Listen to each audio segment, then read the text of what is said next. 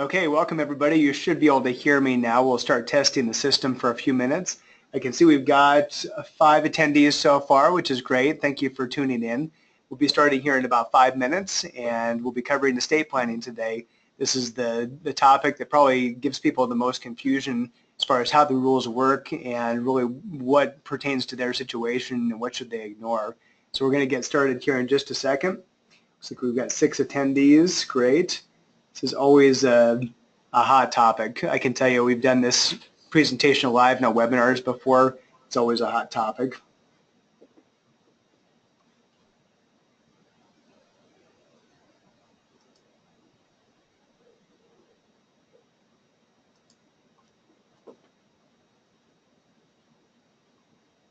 All right. Can everybody see me now? Hopefully. You know, there's a chat box on here, by the way. I'd love if we had some audience participation. If everybody can just type into the chat box, something, type, who you are or say hi, something like that. That would be great. I'll monitor that throughout the presentation. I may not be able to answer every question as we're going, but I'll also monitor that to make sure that we're able to see that.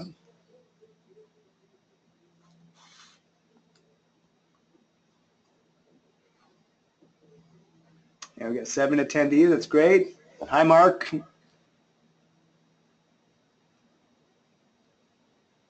Thanks for tuning in. We got Luke behind me, by the way. Some of you know Luke.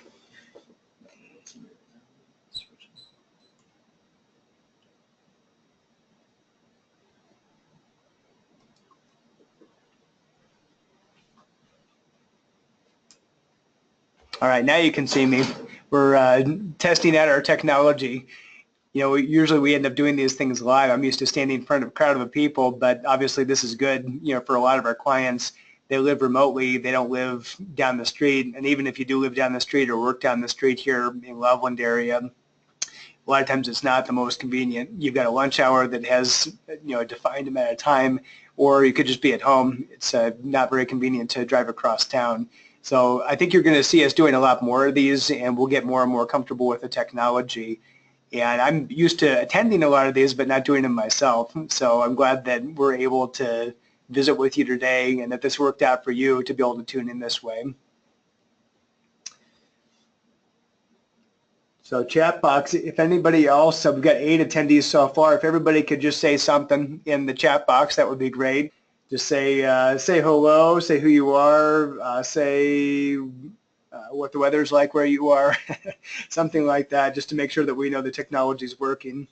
So you should have a chat box on your screen on the GoToMeeting bar. You actually have to expand it. Hi Beth, hi Ron, it's working, that's good. Ron's just eating a brat, that's great. I'm jealous. All right, now Gary, glad you can make it. So again, I'll try to monitor the chat as we keep going. That's a good place to, kind of do some audience participation, which I like. It's a lot more fun than me just talking at you for an hour. Actually, we're going to go about 45 minutes. I will try to keep it to that because I know lunch hours, I know time commitments. You probably only have a certain amount of time, and this is a hot topic, so I definitely want to get started. It's noon right now, so we're going to go ahead and just start with the actual presentation itself. I'm going to take myself off the screen, and I'll come back at the end. I'll try to remember to come back at the end and say hi. But estate planning, as we switch to the screen here, you should be able to see my slides now. And actually, if everybody could just verify, a couple people just verify that you can see the slides in the chat. Say, yep, I'm good. All right, thank you. So yeah, estate planning is one of those topics that a lot of people don't even think they need to be worried about. And the reason why is because years ago, I think there was a misconception put out there that people who need estate planning are the rich people or the top 1% or people with estate tax problems. And the reality is that's not true. Certainly the issues change as you get a higher and higher net worth, but I think that's a misconception that really it's only older people or only people with a lot of net worth that need to worry about that. So we're going to dig into this topic. There's a lot of different facets to it, and again, at the end, I'm going to try to leave some time at the end that we can do some Q&A in the chat box.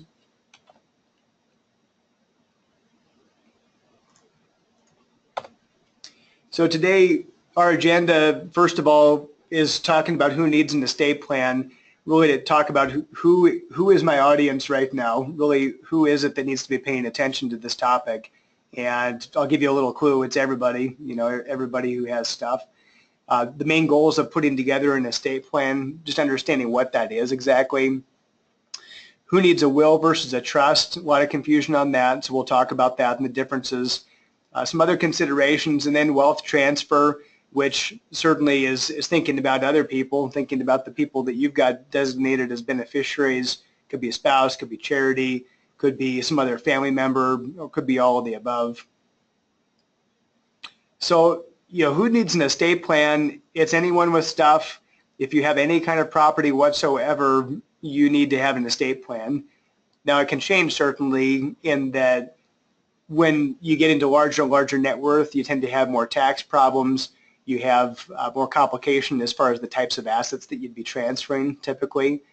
Also, as people get older, they tend to accumulate more assets and more types of assets.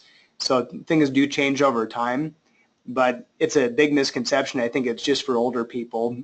People of any age with property should have an estate plan, even if it's a really simple one. Need to have something executed.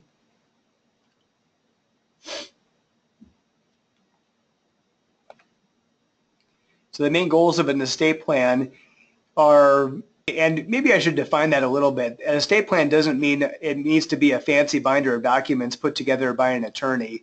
Now, that might be part of it, but an estate plan, just like any type of plan, doesn't have to follow any particular format. It just needs to be a plan, and it needs to address the things that are important. So one of those things would be naming who you wish to receive your property. That would be things like designating the beneficiary or designating people in a will or a trust that should be receiving the property. And that's important because if you don't do that, if you don't have a will, it's called being intestate. And that means that this is a state-administered process, and regardless of what state you live in, the state that you live in does have intestate laws which determine where your stuff is going to go. That may or may not be where you'd want it to go. If it is a situation where it's the simplest, where you've got a husband, wife that have never been married before, and kids that are all from that couple, chances are the intestate laws are going to address things the way you would want to. But if it's anything outside of that, you're probably not going to like what they decide for you. So it's important to make sure that you've got a plan and have some things in writing. Number two, transferring property, making sure that you've actually got the mechanisms to do that. So naming the people, but also making sure that you've got things designated by doing a beneficiary designation, by titling your assets properly, by having things designated in a will or a trust so instructions are very clear on what you want, as well as any organizations. And I've seen that more and more, is that as people start to think about it, they think that there's an organization that they care about, that they would like to leave some type of asset to transfer that during their life even. It may not even be a death thing. It could be during their life that they want to transfer those. Minimize or eliminate estate taxes. I can tell you this issue doesn't get as much press as it used to because the limit is really high. I think it's, $5.5 million each now that we all get as a credit towards estate taxes. So in other words, you would have to individually have more than a $5.5 million estate to have federal estate taxes be due on that property being transferred at death. Now, if you're married, that doubles, just to be clear, and that credit is available upon either death or after the second death. So they have made some changes to that, but things aren't quite as complicated as they used to be. If you're married, you are going to get a pretty good chunk of credit. So really it's just the very high net worth that would be concerned about estate taxes.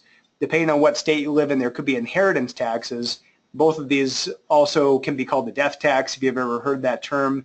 The death tax refers to property transfer tax that's being transferred upon somebody dying. That's in contrast to income taxes, which are completely separate. Naming the executor and or trustee. depending on what state you live in, that executor title could also be called executrix if it's a female. Executor typically would have been a male figure. Now, a lot of times they just make it a unisex, either executor or personal representative. Essentially, that's the person that would be the person that would be administering your stuff, making sure that your will is executed, and or a trustee if you've got a trust. We'll talk about the differences. Avoiding probate, that's the court process that will be in your jurisdiction that would administer your will or would administer things by the intestate laws. So a lot of people don't like that idea. They think of it as having to hire attorneys and spend a bunch of money, or that things could get delayed, or that things could even be taken outside of your control, right? If it was left to a judge's discretion, you may not like that. You may be able to actually put some documents into place in advance that would avoid probate and would make it very clear where your stuff is supposed to be transferred. We've got a question from Mark. He says, can we get a copy of this presentation afterwards? Yes, actually we're recording this, and we're going to try to do that with all of our presentations.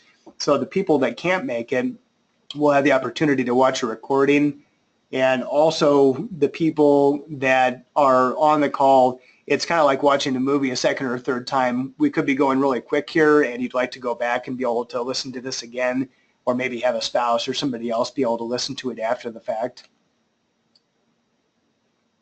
And then document the type of life-prolonging medical care. This will be referring to a living will, and that's a very different thing than a will. It can be a little bit confusing, but a will is completely separate. It has nothing to do with a living will. A living will is typically an end-of-life directive that allows us to make some choices at the end of our life. If basically we've reached the point medically where we have no chance of recovery and doctors have signed off and said there's nothing we can do, you've made it really clear up front what type of measures that you'd want to have taken to prolong your life or not. And then ultimately express anything else that you want to. Think of a will. The will itself, a trust is a little bit different, but a will is basically your letter to the judge of the probate court. It's your preferences. They don't have to carry it out, by the way. They're actually, still some discretion with the judge, so they actually could go a different direction based off of law, based off of who you're married to and how you've designated everything. So a common one would be if somebody tried to disinherit their spouse. In most states, in fact all states, have provisions for that allow that if somebody tries to disinherit their spouse, that the spouse actually has some remedy for that they can actually make some elections that would allow them to get their portion of the estate. So let's talk about will versus trust. You may have heard stats like this in the past. 55% of people that are working with financial advisors, so it gets worse. In other words, people that they don't work with a financial advisor, because we bring this stuff up. If we're doing our jobs right, we're bringing this stuff up in the meetings and making sure that there's some accountability to what you want to have happen, that we're continuing to follow up with you on that. So 55% have estate plans in place. That's a lot higher statistic, by the way, than the average person population is. I think it's only 30%, something like that, have a will or have estate plan in place. 36% have trust services in place, and 27% of people acknowledge an estate plan is needed. So a lot of people, just acknowledge that they need it but may not have it. So looking at a will or a trust, meaning of a will, again, is the letter to the judge. Make sure that your stuff ends up being distributed according to how you wanted it to be distributed. And that's not just a given. Again, the intestate laws will have provisions for that say where your stuff is supposed to go if you made no elections.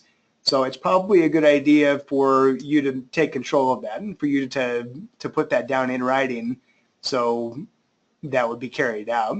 Wills typically do have to be in writing, and there's some requirements based off of what jurisdiction you're in as far as if they need to be witnessed, if they need to be notarized. So definitely want to make sure that you know what the requirements are for that area. But almost always the probate court is going to want to see something in writing. Appoint and outline powers of an executor. And again, the executor also be thinking of the terms executrix, personal representative. those are all the same thing. It's all the same role that that person is going to be playing. Appoint guardian for minor children.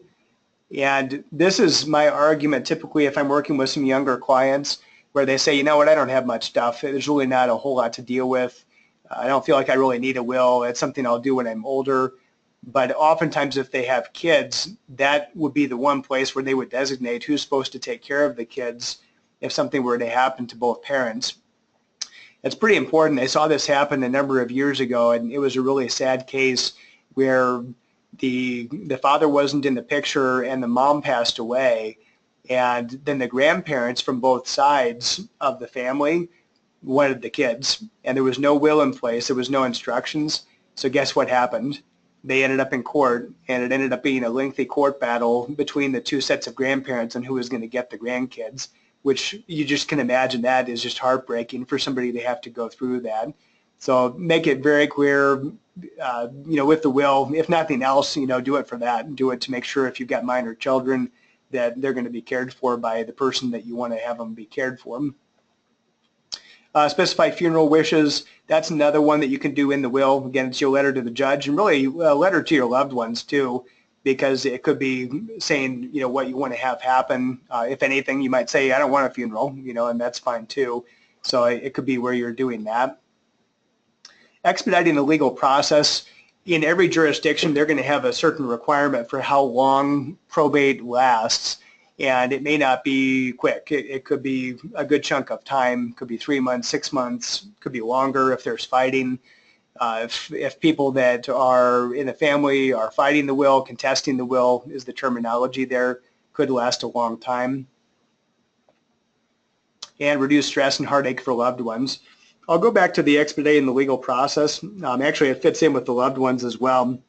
If you don't have estate documents and you don't have an estate plan, you can count on there being misunderstandings. You can count on there being hurt feelings. You can count on there being a long process that may cost a lot more than paying for estate documents to be done now.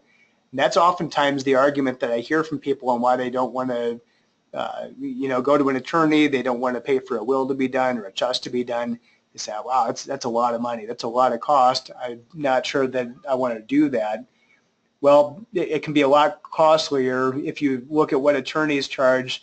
It's not cheap. They typically charge by the hour, and if they actually end up going to court on your behalf, now you're talking about some serious money that could well exceed the cost of doing the estate documents now.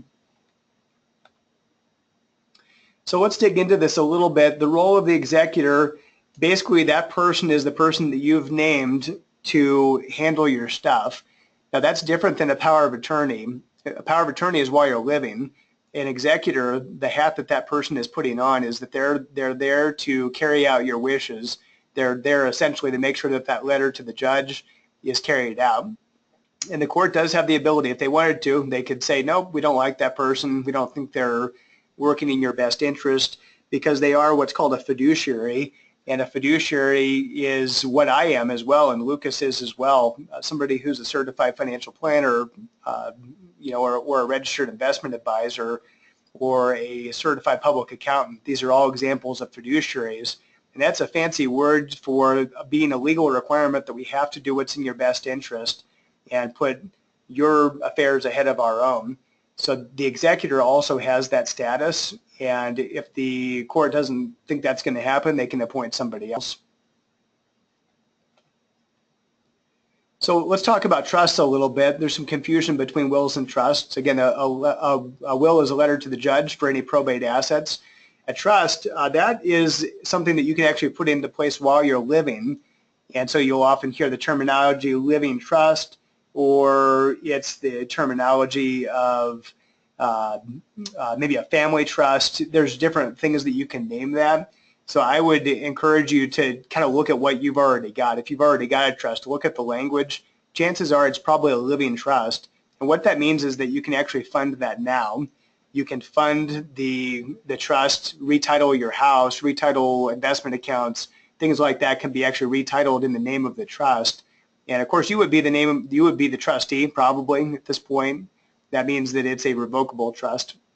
But essentially what that is is something that's funded now. It's actually putting the plan into place now, and it's something that typically does not involve the court. It's something that you're actually administering outside of the court and taking care of while you're still living, so there isn't any asset transfers and things that end up having to happen after you've passed away.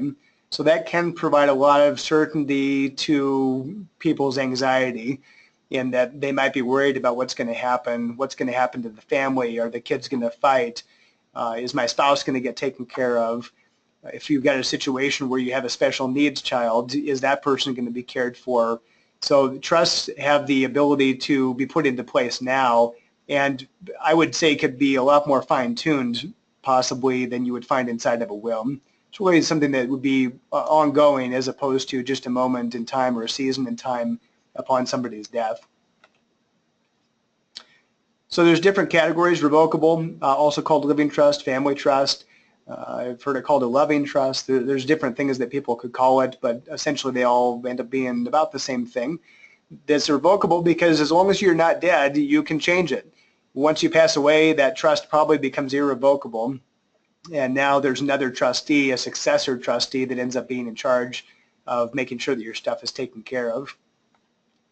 Now, an irrevocable trust, as it sounds, can't be changed either before or after your death. So we do see this sometimes, in that with an irrevocable trust, people could actually put this into place now, but that's a big disadvantage, right, is that once you put the money into the trust, there's not a lot you can do about it. That money is probably stuck in the trust. You probably don't have any access to it. You probably don't have access to the income off of it, and probably nobody else does either. So, an irrevocable trust, oftentimes in the past we see those set up years ago. They were set up to avoid not only probate, but avoid death taxes or estate taxes. I don't see it as much anymore because unless you've got a really large estate, the estate tax probably isn't a big issue for you. So irrevocable versus revocable, mostly what you would see or what you would establish right now where you're living would be a revocable trust. And again, once you pass away, that trust becomes irrevocable typically. So the different parties involved, the grantor or the settlor, and you'll see this language in the trust itself. If you have a document already, you'll find this in there. That's the person creating the trust. So typically you or your spouse, it's one or both of you are setting up the trust to begin with. You're the one who's putting the money in. You're funding it. Effectively, it's your property that's going into it initially. And the trustee, that's the person that is being appointed to take care of it. Now, on the language here on the slide, it says that that's the person you appoint to be responsible in the event of your incapacity or death. And that's true, but oftentimes when somebody sets up a revocable trust, they'll actually name themselves as trustee while they're living. And that's because they say, well, I don't want to lose control of it. I want to make my own decisions as long as I can. And so you can actually name what's called a successor trustee. And so, for example, let's say that you have a husband and wife. They actually could both be trustees on the account, or maybe if it's the husband's trust, he could actually name the wife as co-trustee or successor trustee. But there's also the concept of a corporate trustee that could be named somewhere along the line. We have a number of our clients will use a third-party trustee that we can connect you with that actually would be named maybe after somebody in the family passes away, or if it's a situation where you're worried about the kids fighting, or that you're worried about your wishes being carried out. Maybe you don't trust any of your family members. I hate to say that, but in some cases people say, you know what, there's so much animosity between the kids, it just could, you could create a tough situation, so I'd rather name a third party that's not interested. They're a disinterested third party. Of course, they're interested because it's their job, but they're disinterested in that they don't have a conflict of interest. And then finally, there's the beneficiary, and that's who your stuff is going to go to. And that could be a charity. It does not have to be a person. It could be a charity. You could have a charitable trust, for example, that is funded, and ultimately it's going to be a charity that ends up getting the money that's inside of that trust. You can also have multiple beneficiaries on a trust, so you don't necessarily have to set up multiple trusts. Your trust could say that upon my death, the Humane Society gets $10,000 and my church gets $20,000, and The orphans fund gets $30,000, and then the rest is to be evenly divided among my children and paid out to them at certain ages. It could be complicated like that, or it could be really simple too. It actually could just say it's my 2 kids, that I'm naming as beneficiaries on the trust.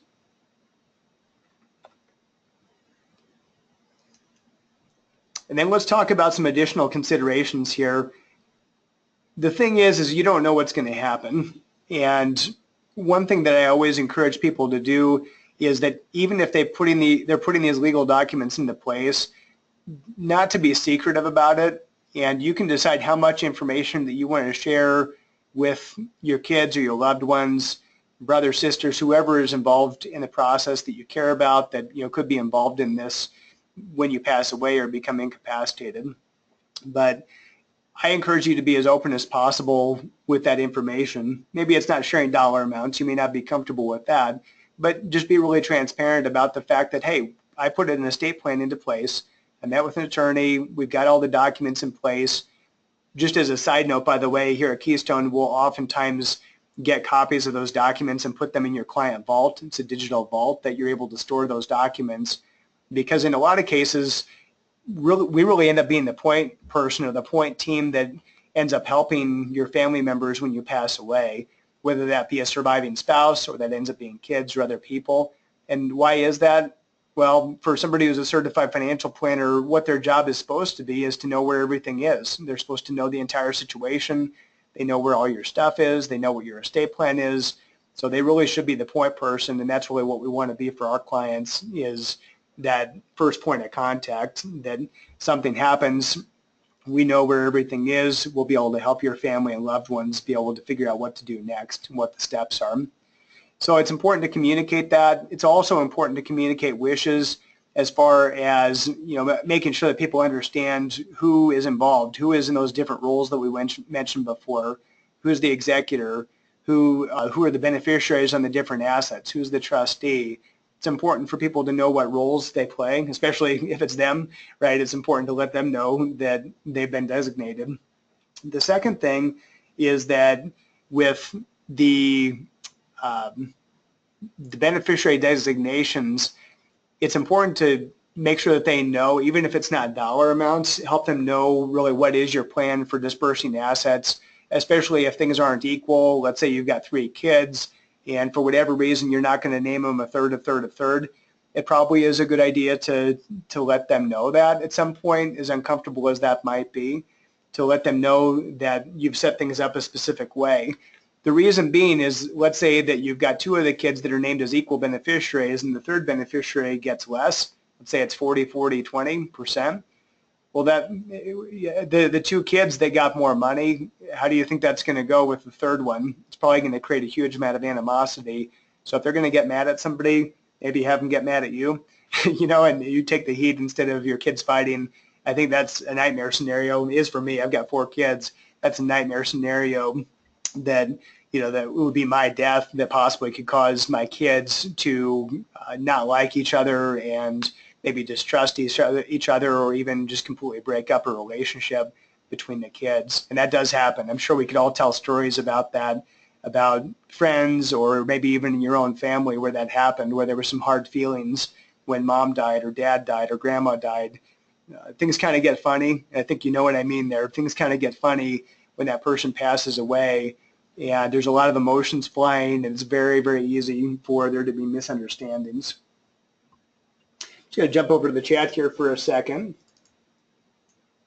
Mark brought up here, he said that wills and trusts are only for tangible assets like accounts and stuff. The stuff to me is the personal items at your home, which doesn't really need an estate plan. Good point. So what about the stuff? We're talking about accounts here, or maybe property like a house. Well, what happens to cars, to antiques, to guns, things like that somebody might have for personal property? That actually gets designated in a will. That's a good reason why you should have both a will and a trust. If you have a trust, make sure that you've got a will as well, because the will is going to cover everything that's left over. So even if you were really diligent and you funded a trust and had everything beneficiary designated, everything was all buttoned up, everybody is going to have some amount of probate estate in that you're still going to have stuff. You're going to have your furniture, your things that might even be auctioned off, but they have some value. So if you don't have a will to be able to cover those things at least, then that means that it would go to the intestate laws, and then your stuff ends up in court, and you're fighting over, they're fighting over a bunch of legal costs for maybe what's not actually worth a lot of money. Somebody might say, well, I've got about $80,000 worth of stuff. How quickly can that get eaten up by paying attorneys? So good question. Also, as far as communicating with family, understanding the location of wills, trust documents, birth certificates, again, we can keep copies of this stuff for you in your vault so people can access it there.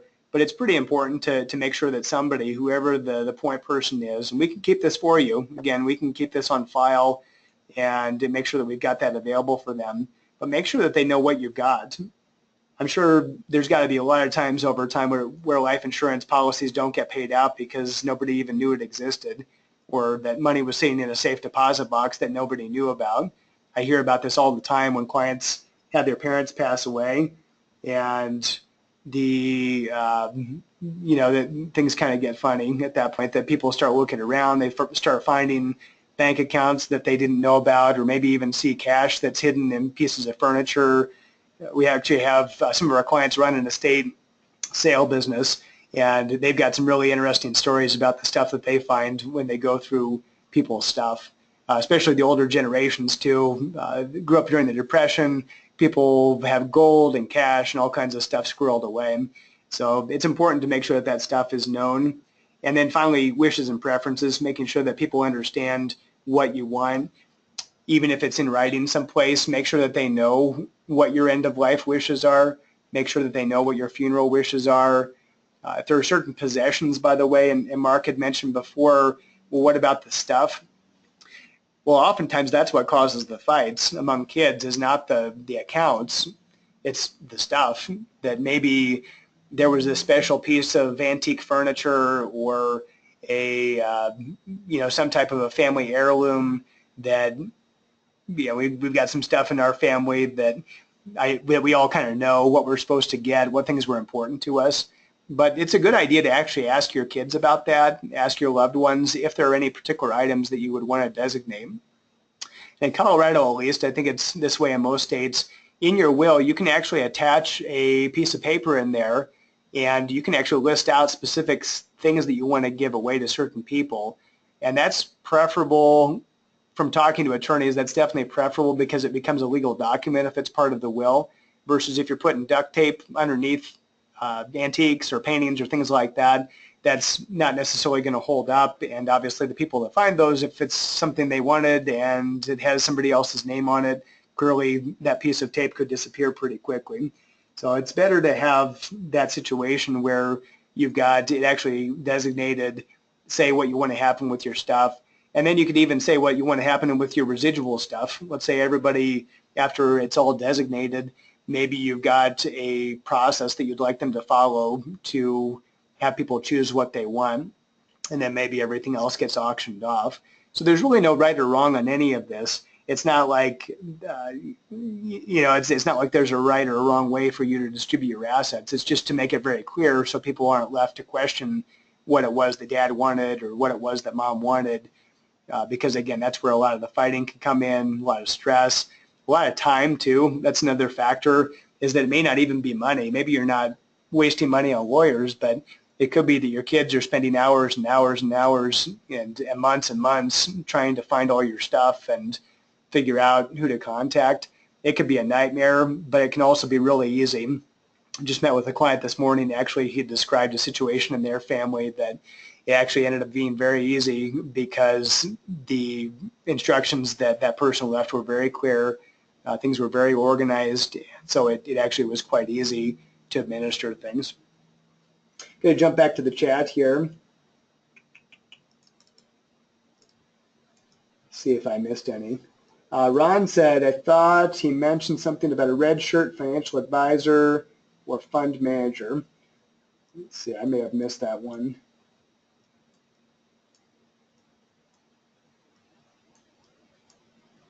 Yeah, I think I may have missed that one. If you had that question, definitely ask again. I don't think I said that. I don't think I said red shirt, but could have been somebody else mentioned it in the chat.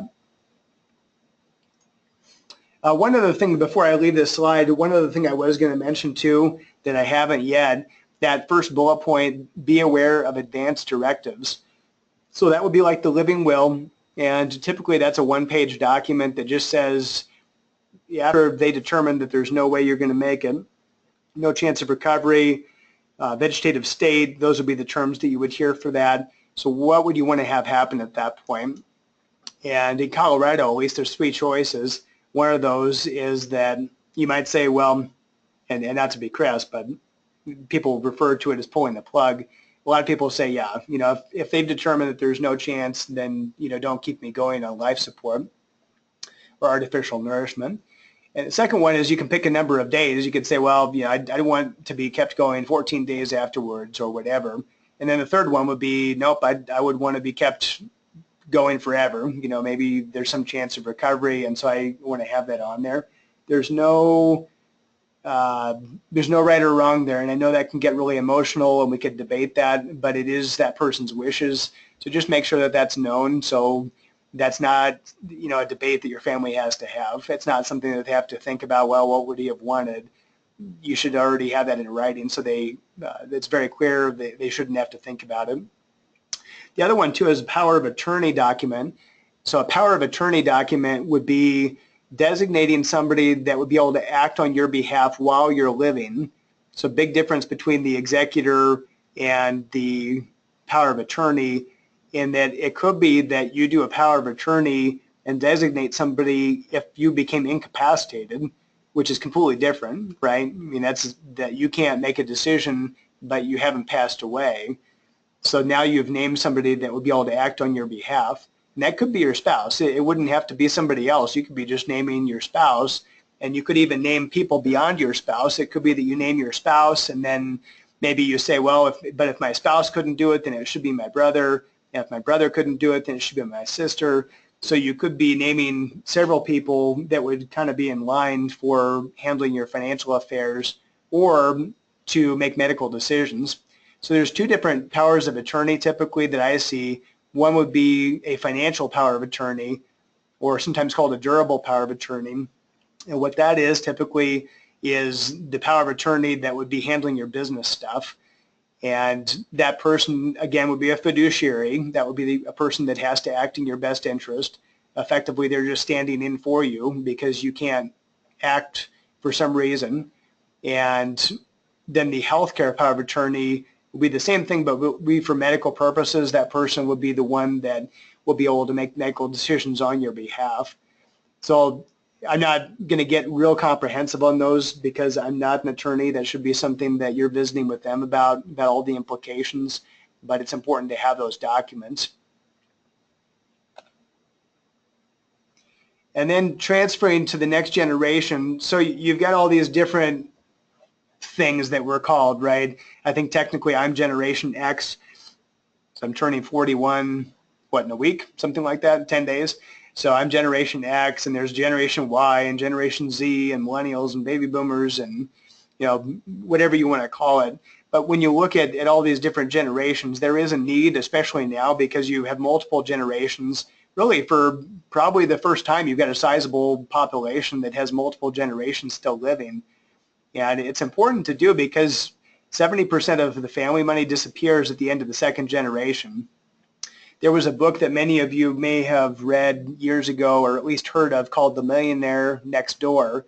And The Millionaire Next Door really discussed not only how did people accumulate wealth, but who were they? How did they do that? In most cases, it wasn't because they got a big inheritance. It wasn't because they got lucky and won the lottery or because they were a sports figure.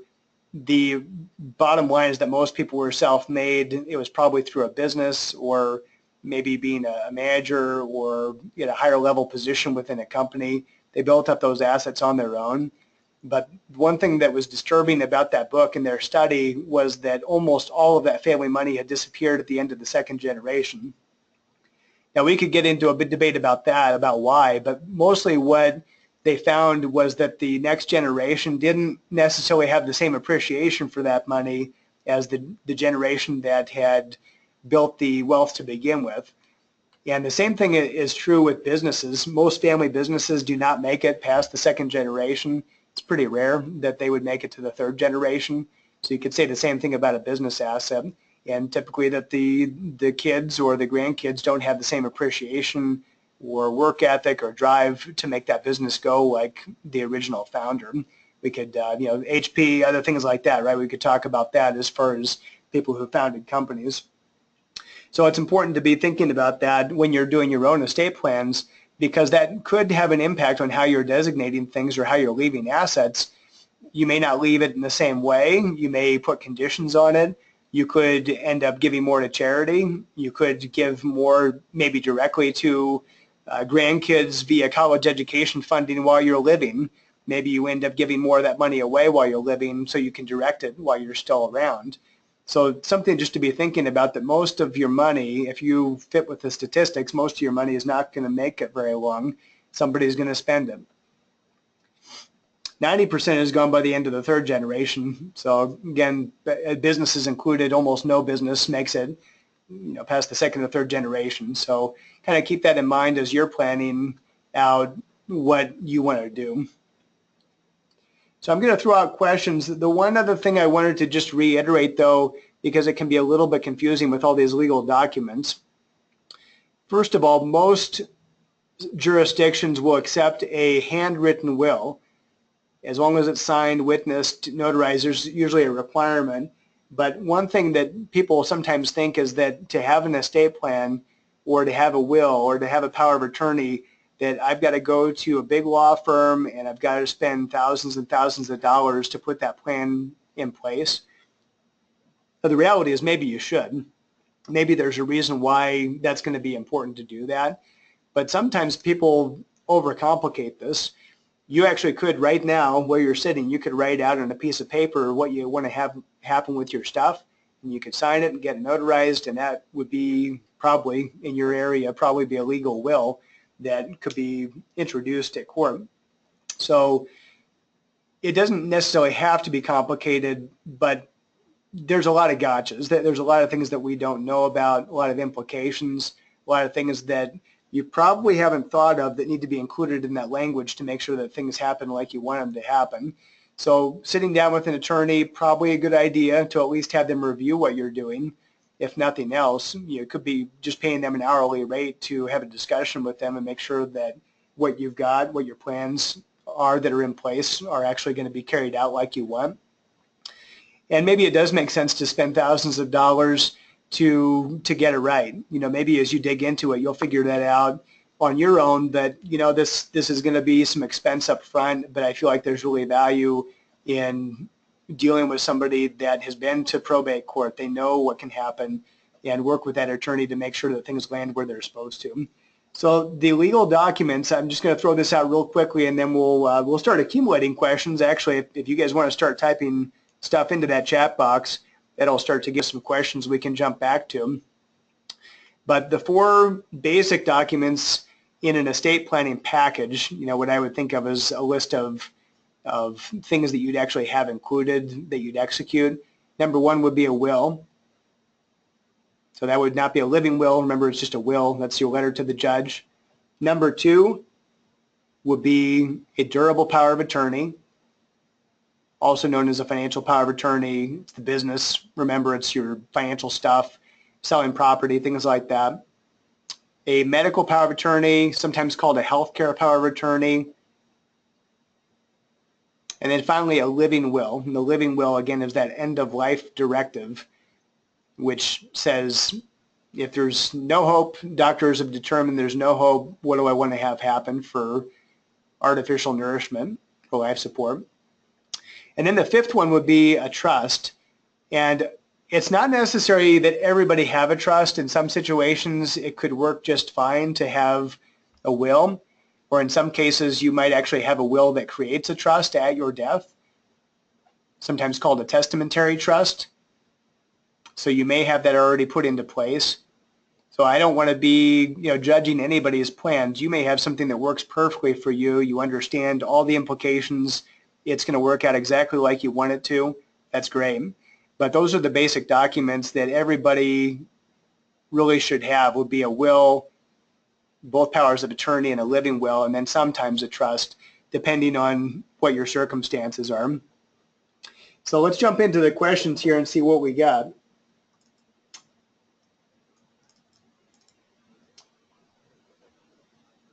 Let's see, Mark says a will cost me $450 last year, or a will did cost me $450 last year, including naming the executor.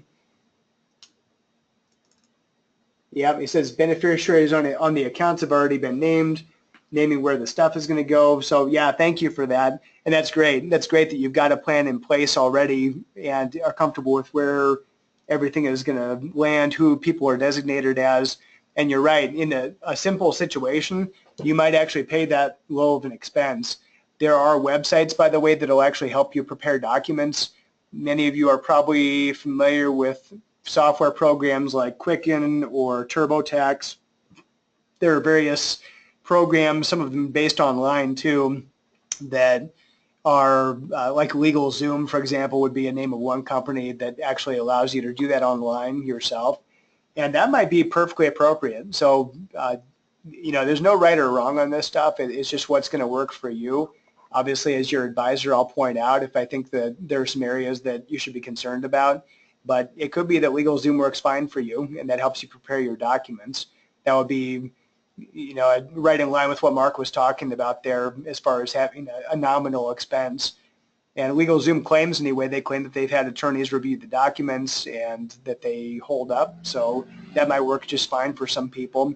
Others, they want to sit down with an attorney.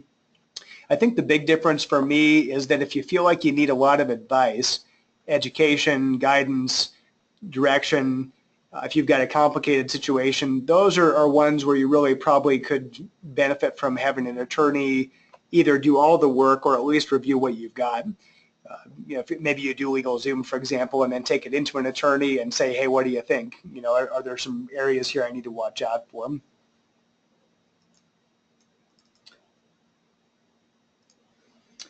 See, Gary asked, is there probate in other states, or how does that work, how to find out the requirements? And you're right, it actually is a state-by-state system. The probate system in each state works differently, and you'll find, for example, in Colorado, the types of estate plans people have are completely different than what somebody might do in Florida or California. Not to get into the weeds too much, but some states are what are called community property states, and some states are what are called common law states. And the big difference is for people who are married or have been married, there may be some differences in how property gets distributed upon that person's death. So every state has their own system. Some states like California, I am told, have a very, very expensive, very messy probate process. So if you talk to people that you know in California, they're probably going to tell you that they have a living trust. And the reason why is because everybody's been telling them for years that you got to have a living trust. You cannot have this go through probate. It'll just be extremely expensive, time-consuming, stressful. So it kind of depends on where you are. I'm told Colorado is actually fairly simple and less costly. How to find out the requirements? I would just Google it. Just Google, if it's Wyoming, just Google Wyoming probate requirements and it should pop up. I don't know of any good central depository of information, but if you find it, let us know so we can let other people know. Let's see, what else do we have? Joe, what if you establish a will trust in Colorado and then later move to another state? Do any requirements change, and is the will trust still valid?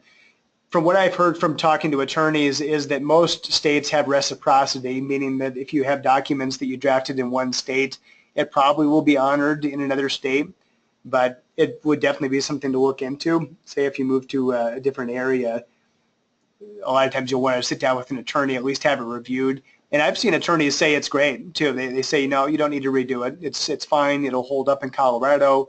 It still meets all your needs, so you really don't need to redo anything. In other situations, you may have to completely redo it or maybe just add to it.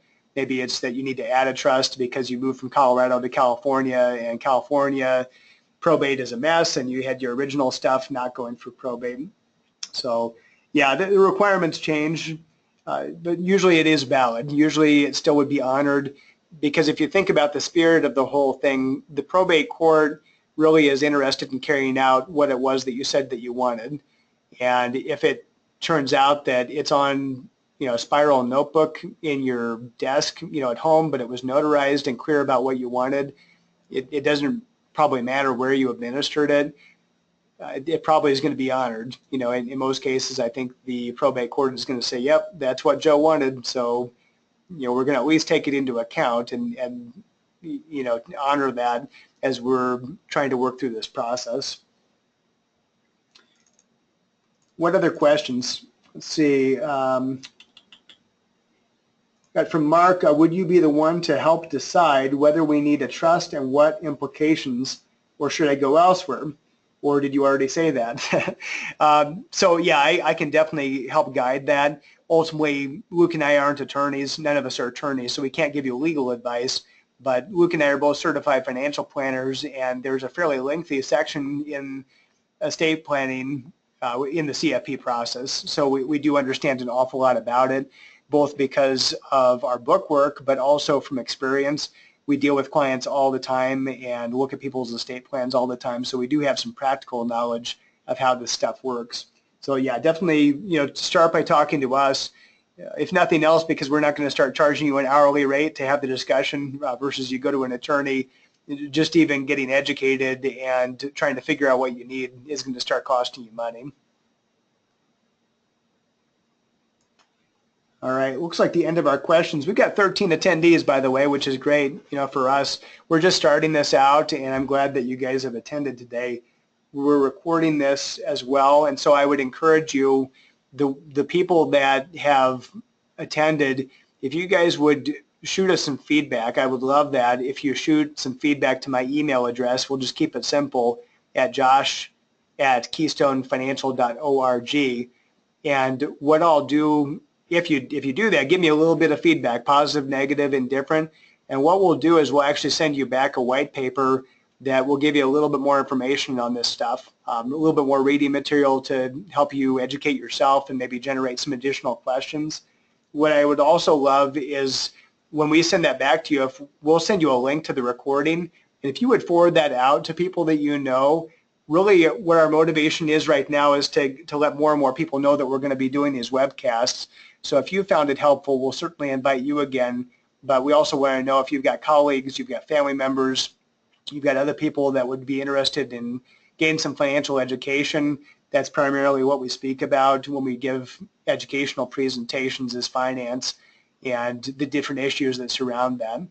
So we're going to try to pick a lot of interesting topics and things that are relevant to you, but definitely forward that email on to people you know, and specifically invite people to attend next time. Definitely invite people so we can see that number go up, up, up.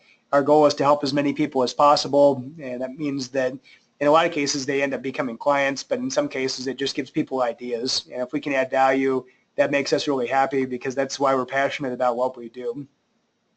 Any other questions that we've got? Let me go back here just to see. Nope, I think that was it for right now. So again, thank you for attending. I really appreciate you guys spending the time with me. I know it's probably over your lunch hour and you could have been doing other things, so I appreciate you taking the time. When it comes to, I'll let you see me again here. Yep, I'm back. So I'll cut off the presentation and let you see me for a second. We really do appreciate your business, and we appreciate the opportunity to work with you. Again, adding value.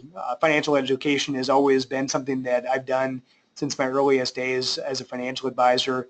I think it's fun. My dad, actually a lot of his career, he was a teacher, so I think I got the bug a little bit from him. And it's cool that I get to be in business and still teach, because I get to teach you. So thanks for taking the time today. If you have any questions at all, feel free to email them again to josh@keystonefinancial.org. Our website is www.keystonefinancial.org. And remember, we're recording this as well, so this is something that you can listen to again, and you can pass on to other people that you care about and think would find this interesting. That's it. I hope you have a great rest of your Wednesday and a great week. Take care.